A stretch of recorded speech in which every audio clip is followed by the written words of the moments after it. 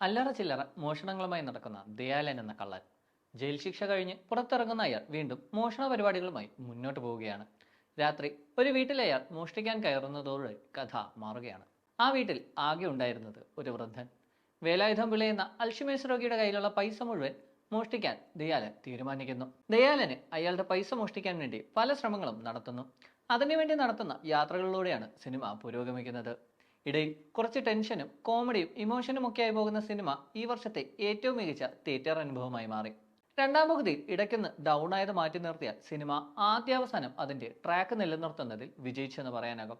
തമിഴിലെ തന്റെ രണ്ടാമത്തെ സംവിധാന സംരംഭം സുധീഷ് ശങ്കർ ഒട്ടും മോശമാക്കിയില്ലെന്ന് പറയാം. ഒരു റോഡ് മൂവിയുടെ മോഡ് ഇത്തരമൊരു കഥയ്ക്ക് ഫ്രഷ് ഫീൽ സമ്മാനിച്ചു. നാഗർകോവിൽ, തിരുവണ്ണാമലൈ, കന്യാകുമാരി എന്നിവിടങ്ങളിലെ ഗ്രാമഭംഗി മികച്ച രീതിയിൽ ചിത്രീകരിക്കാനും കഥയെ ആ പശ്ചാത്തലത്തിൽ പ്ലേസ് ചെയ്യാനും സംവിധായകന് സാധിച്ചിട്ടുണ്ട്.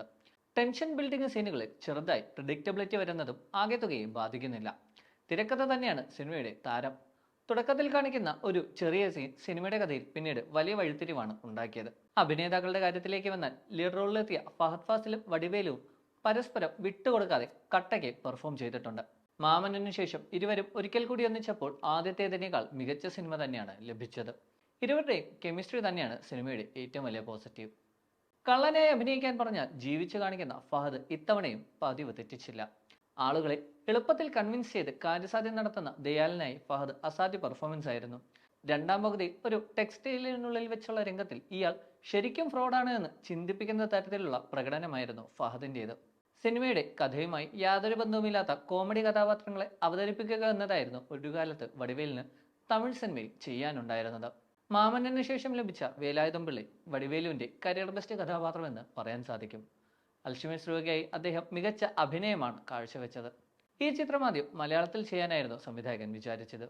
എന്നാൽ വേലായുധം പിള്ളയായി ആരഭിനയിക്കുമെന്ന സംശയത്തിനൊടുവിൽ ഫഹദ് വടിവേലിന്റെ പേര് നിർദ്ദേശിക്കുകയും ചിത്രം തമിഴിൽ ഒരുക്കുകയുമായിരുന്നെന്ന് അടുത്തിടെ വടിവേലു ഒരു അഭിമുഖത്തിൽ പറഞ്ഞിരുന്നു.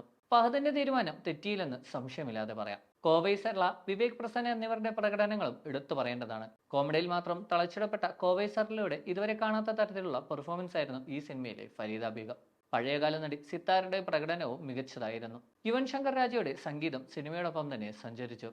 തുടക്കത്തിലെ ഫഫ സോങ്, ഇന്റർവെല്ലിന് നൽകിയ BGM, രണ്ടാം പകുതിയിൽ ഉപയോഗിച്ച റെട്രോ സോങ് എന്നിവയെല്ലാം തിയേറ്ററിൽ നല്ല ഇമ്പാക്ട് സമ്മാനിച്ചു.